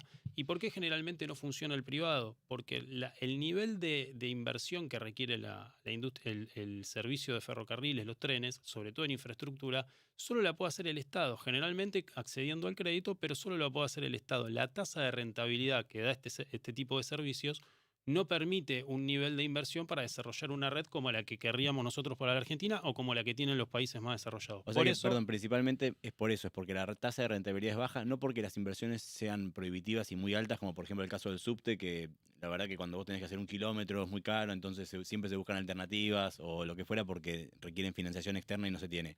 En el caso del tren no es tanto por la inversión, sino por la tasa de retorno lenta, digamos. Es una mezcla de las dos, digamos, es una mezcla de las dos. O sea, el tren va a haber momentos donde te puede llegar a dar rentabilidad, no va a ser una gran rentabilidad, pero aparte se suma que la inversión es muy alta. Es muy alta también. Es muy alta la inversión. O sea, vos para que el kilómetro de vía está $1,500,000. Un vagón de tren te sale $1,200,000, el más barato. Entonces, varían, ¿no? Pero ponemos un promedio. Entonces, eso... Si a vos 400 kilómetros de vía te salen $400 millones, no hay ninguna empresa privada que gane $400 millones por año para hacer una inversión permanente. Te hago una nota, ¿no? También, Fede, porque para pensarlo, ¿no? También es difícil que las empresas mixtas o mercantiles, como vos le llamaste a Amtrak y a Renfe, sean un lugar atractivo para invertir, para accionistas privados de cualquier tipo, si el control por parte del gobierno de esas empresas es totalmente discrecional. Claro, porque esa volatilidad que tenemos también incluye a las empresas con control mayoritario del Estado. O sea, ¿por qué un privado de cualquier naturaleza querría invertir en una empresa si no sabe si mañana gana un color político X y cambia todo lo que hizo, o gana Milei y mañana quiere desguazar la empresa en la que yo invertí y compré acciones? Sumado. Claro, pero digo, Nos va a pasar a nosotros. Es que esto sumado Sí, que claro. el tren tiene retorno lento, pues si fuera retorno rápido, decís, entro, hago guita rápido, vemos, pero acá es, entro para quedarme y sí o sí me voy a tener que fumar No. todos estos cambios que estás Ahí mencionando te hago vos. dos llamadas, dos cuestiones. Puede haber un retorno rápido que no está relacionado a la planificación del ferrocarril, que es todo lo que Recomponer tiene que ver con tarifas. los terrenos estratégicos que Ah. tiene el ferrocarril. Porque yo, si fuera un privado, puedo decir, bueno, está bien, dame el ferrocarril, garantízame el subsidio, que es lo que va a terminar pasando. Recordemos que lo que pasó a finales de los 90 era que el tren era igual de subsidiado que antes de la privatización y le costaba al Estado lo mismo que antes de la privatización, con todo el deterioro de la red que conllevó la privatización. Pero aparte, O sea, salía lo mismo, salía lo el mismo. servicio era peor y la infraestructura estaba más deteriorada. Y el al caba- Estado le salía lo mismo. Y el caballito de batalla de ese momento era, los trenes pierden $1 millón por día. Creo que después, por lo que estás comentando, siguieron perdiendo eso, solo que dejamos de tener los beneficios que nos daba, pero seguimos teniendo las pérdidas. Pero puede haber una intencionalidad de muchos privados de decir, bueno, algunos van a ser, algunos con una tarifa acorde pueden dar ganancia. Por ejemplo, el Roca. El Roca tiene una gran cantidad de pasajeros, una gran cantidad de demanda, es la línea de América del Sur que más pasajeros transporta y es una línea que puede ser codiciada para el sector privado. Ahora, también tiene una serie de terrenos donde el privado, si pareciera que se lo van a entregar como se lo quiere entregar el gobierno, va a decir, bueno, yo acá hago edificios, hago oficinas, hago grandes Centros shoppings, comerciales. centros comerciales, y que la pregunta que yo hago es, ¿por qué eso no lo puede hacer el ferrocarril? ¿Por qué el ferrocarril no puede construir una gran empresa, un gran holding, donde diga, bueno, mira, yo en Retiro me voy a asociar con la empresa más importante de hotelería, como pasa en la empresa ferroviaria de Canadá, como pasa en la empresa ferroviaria de Estados Unidos, como pasa en varias capitales europeas, y yo voy a recaudar ese dinero haciendo un mega hotel. Si la gente va acá enfrente al Sheraton, en Plaza San Martín, ¿por qué no va a venir a un hotel ferroviario en un edificio que es arquitectónicamente icónico y de lujo? ¿Por qué sobre Avenida del Libertador? Doy un ejemplo porque es la estación más conocida, la de Retiro. Sí, la que está ubicada en la mejor zona de la ciudad. ¿Por qué no puedo hacer ahí un gran centro comercial donde lo facture el ferrocarril? Ahora, yo me imagino que. No sé si andaste. Sí, anda. Me imagino que alguien se lo debe haber preguntado eso y que la respuesta fue: no puedo. ¿Por qué? Bueno, hoy salió una nota interesante en La Nación respecto a eso, sobre que el ferrocarril hoy llamó a licitación, ADIF llamó a licitación y ofreció los locales comerciales en toda la red ferroviaria 10 veces menos que el valor de mercado. La pregunta es ¿por qué pasa eso? Porque el ferrocarril, según el actual secretario de Transporte Mojeta, dijo que da 34 mil millones de pesos de déficit mensual. Estamos hablando de 34 millones de dólares. Los cálculos en torno a que todo lo que tiene el ferrocarril, logrando 5.000 unidades comerciales a lo largo de la red, que no es algo imposible. 5.000 locales comerciales para alquilar, por digamos, decirlo de ¿no? Para alguna manera. concesionar. Podría recorrer entre 15 y 20 millones de dólares a precio de mercado mensual. Estarías reduciendo el déficit a menos de la mitad. 60%. Sin tocar tarifa, sin hablar de negocios complementarios como pueden ser, por ejemplo, los trenes de gran lujo, que son hoteles 5 estrellas que tienen un gran éxito en Europa y que, por ejemplo, en España, el tercer colectivo más importante de consumo de esos trenes a nivel turístico son argentinos, por lo cual tenés una demanda que en Argentina no estás atendiendo. Lo dice Renfe, Entrás a la página de Renfe y lo dice Renfe. Que los argentinos somos los... Que argentinos está entre los primeros 5 grupos, de los 5 contingentes que más consumen los trenes de lujo de España, ni hablar en el resto de Europa. Pero digo, hay un montón de negocios colaterales. El ferrocarril tiene los mejores edificios, tiene estaciones que no usa, que son edificios icónicos de arquitectura espectacular en el centro de las capitales de las provincias. Algunas se usan, otras no. ¿Por qué no le das un uso comercial a eso? Bueno, son un conjunto de preguntas importantes que hay que hacer. Y eso tiene que ir eso es cuando yo te hablo de un plan de negocios. Bueno, aparte de desarrollo de la red y del ferrocarril, vamos a hacer lo que tiene que hacer, lo que hace cualquier empresa ferroviaria del mundo hoy que ande bien, que es desarrollar todo lo que son los negocios complementarios.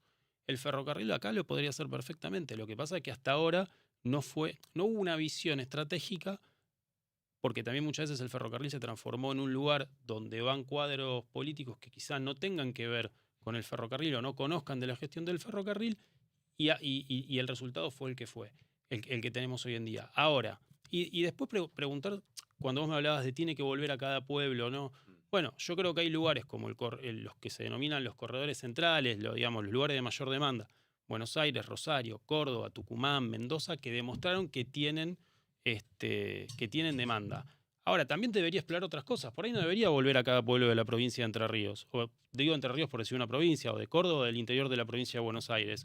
Por ahí debería explorar un corredor atlántico que en la costa, que en el momento estival y en la alta temporada, el tren cubre esos recorridos y sea rentable para el ferrocarril.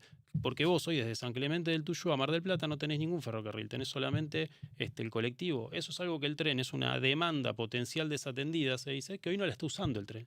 Ahora, yo creo que para llegar a eso, el debate principal es cómo construimos un nuevo modelo de empresa pública. Mi propuesta y lo que venimos debatiendo públicamente con otras personas es hay que transformarla en sociedad anónima, porque yo creo que le va a permitir una mayor dinámica de empresa y le va a permitir tomar medidas de gestión naturales con una celeridad mayor que si es una empresa del Estado. Como es YPF. Como es YPF, pero que la mayoría accionaria no sea solo del Estado Nacional. Que el Estado Nacional, inclusive, una parte de sus acciones pueda abrirlas al capital privado, exactamente. Pero que las provincias sean partícipes necesarias, que esté dividido una parte del capital accionario entre las provincias, que sea intransferible, y que vos tengas y que obviamente por ley una participación de ese capital accionario le pertenezca a los trabajadores, porque es lo que establece la ley, pero que eso después a vos te permita tener una planificación integral y que las autoridades y el presupuesto se definan en el Congreso. En Amtrak, la empresa de Estados Unidos, el Congreso definió en un acuerdo bipartidista para los próximos 20 años el Fondo de Desarrollo de la Infraestructura Ferroviaria, que también va para proyectos privados, pero que marcó un norte. Y el presidente de los Estados Unidos propone al presidente de la empresa ferroviaria, pero el que define finalmente quién es el Senado de Estados Unidos, si lo aprueba o no y si propone una alternativa. A mí me parece que nosotros tenemos que avanzar hacia ese modelo de empresas públicas para que puedan salir de esta dicotomía que venimos hablando, y lo digo en todas las empresas públicas del país. Creo que el ferrocarril puede ser la punta de lanza de eso, puede ser de ese modelo, que surja del consenso de las distintas fuerzas políticas. En un país donde hoy la política, la verdad que nadie saca 60% en elecciones. Vas a segunda vuelta y está fraccionado en tercios. Bueno, que esos tercios puedan acordar en el lugar natural una política ferroviaria y una empresa pública que nos permita decir, bueno, en 2030 el ferrocarril doy un ejemplo, no tiene que ser en 2030, pero digo, en 2030 va a volver el ferrocarril a Mendoza, pero no va a tardar 35 horas. Vamos a cambiar toda la vida y en 2030 va a llegar como hace Amtrak, como hace Renfe en España, como hace Trenitalia en Italia, como hace Deutsche Bahn en Alemania o la empresa pública de ferrocarriles chinos en la República de China. No te animaste a decir el nombre. No. Es CRCC, pero es una... Vos decías recién que... En realidad es China Railway, pero... Venías hablando de esto en público con otra gente. Al interior de los partidos políticos, no sé, nombrabas el bipartidismo de Estados Unidos, acá ahora está más fragmentado, pero me imagino, ¿hay diálogo con sectores del peronismo y con sectores del radicalismo planteándole esto y ves recepción o no le importa a nadie? Porque hay muchas materias en las que hay gente que dice, che, tengo esta idea, pero nadie me da bola. Hay diálogo, me parece que importa, me parece que en el caos que hay hoy en la Argentina hay otras prioridades, pero que a la larga va a ser una necesidad debatirlo. ¿Hay lobby en contra también respecto, por ejemplo, del transporte siempre automotriz, que es un lobby fuerte contra o simplemente, bueno, siempre hay, veremos, pero... Siempre hay un lobby fuerte, pero vos... Digamos, lo que no transporta el tren lo transporta el camión, puesto en términos muy simples. Hay una complementariedad entre el camión y el tren en realidad. El camión es mucho más eficiente para distancias cortas y el tren es mucho más eficiente para distancia larga y para distintos tipos de productos, ¿no? Citando a Moyano dice, nosotros llegamos a la puerta de la fábrica. No, Hay algunas de la experiencia que yo tengo, no he visto una gran oposición del sindicato de camioneros al desarrollo del tren. Creo que por lo menos la experiencia que yo he tenido, más un mito y que se ha generado producto de, Digo, pensando en de un análisis lógico, ¿no? Che, en un se deseo beneficia a de uno. desarrollo, en un deseo de desarrollo, cuáles son los Ahora, escollos principales, y uno de esos a veces puede ser eso. Es verdad, pero ponele que ese lobby existiera. Esto es como, ¿viste esas grandes teorías conspiranoicas donde hay 5 elucubrando para que todo salga mal? Ahora, vos podés tener un enemigo, por decirlo de alguna manera, o alguien que quiere que vos no te desarrolles. Pero si encima vos haces todo mal, se lo dejas en bandeja. Además, vos tampoco te querés desarrollar, ni haces un plan para desarrollarte, ni trabajás para desarrollarte, Exactamente. seguro no te vas a desarrollar. Entonces, el ferrocarril está en ese problema. El ferrocarril hoy es un servicio que está en la cabeza primero, que funciona masivamente solo en el AMBA, ¿sí? Con las 7 líneas que tiene, que son el ferrocarril Roca, que cubre todo el sur de la provincia de Buenos Aires, que ahí, digamos, otra locura, el Roca no llega a Ezeiza. Ezeiza es el único aeropuerto del G20, la única capital que no tiene conexión con su ciudad, ¿no? Con su por ciudad. modo guiado, que no sea a través de un colectivo, que es una línea con muy mala frecuencia, y ni con un tranvía, ni con un tren, ni con nada. Algo que le generaría muchos ingresos a Ferrocarriles Argentinos, porque vos podrías cobrar rápidamente, como en cualquier lugar del mundo, una tasa aeroportuaria, cobrarías más rápido, más caro el boleto, y eso te generaría un ingreso extra. Pero no importa, eso es cuando yo digo, estás ahí nomás del aeropuerto de Ezeiza. Podrías llegar rápidamente. Hay cosas que están fáciles, se pueden hacer y son rentables. Y que la gente dice, ¿por qué no puedo llegar a Ezeiza? Y no se opondría a Moyano, digamos. Exactamente.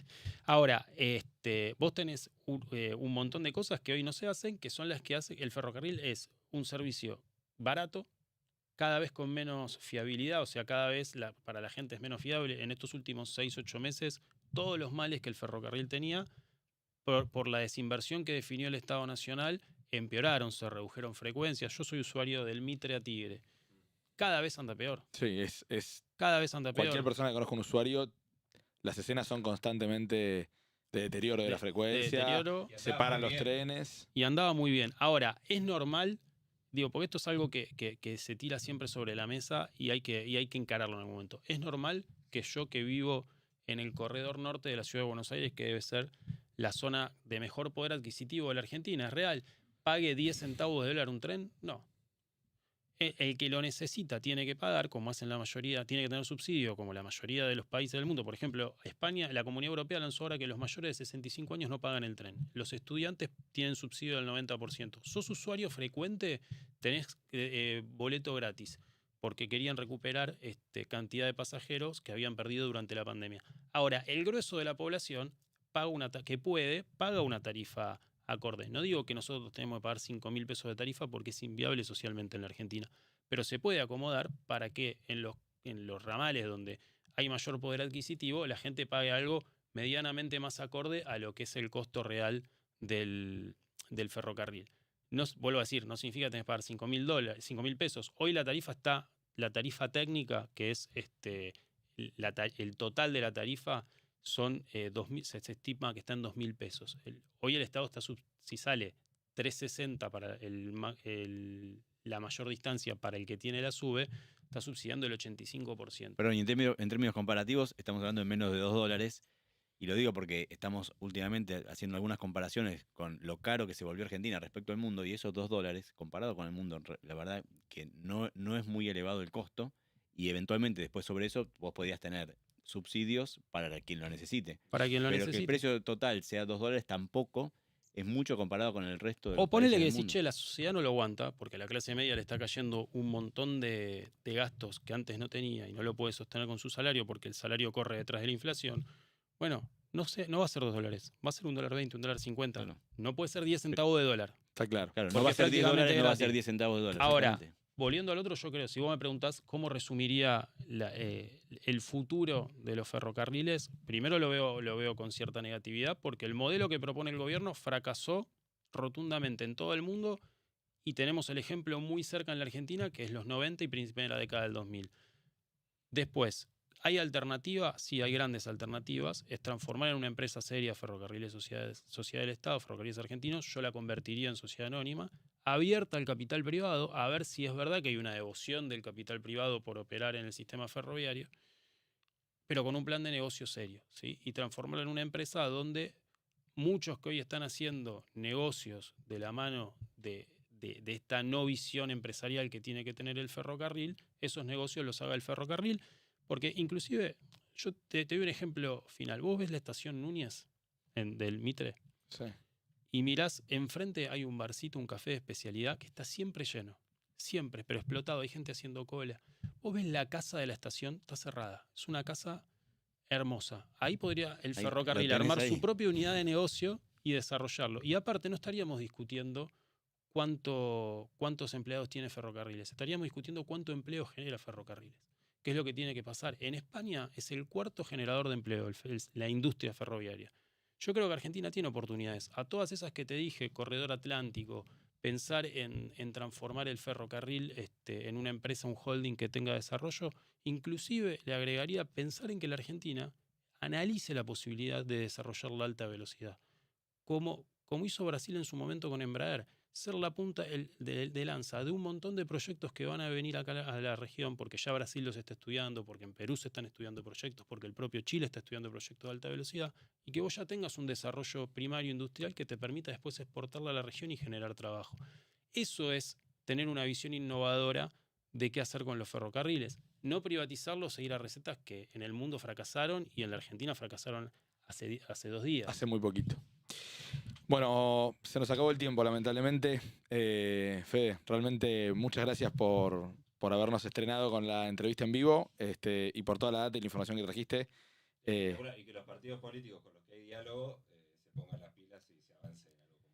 Sí, te comprometemos para alguna próxima misión también para ver cómo va evolucionando el experimento del gobierno en esta materia, ¿no? Para monitorearlo un poco y seguir pensando en algunas de estas cosas. Cuando quieran, la verdad, y gracias por el honor de ser el primer entrevistado del ciclo. Por favor, muchas gracias.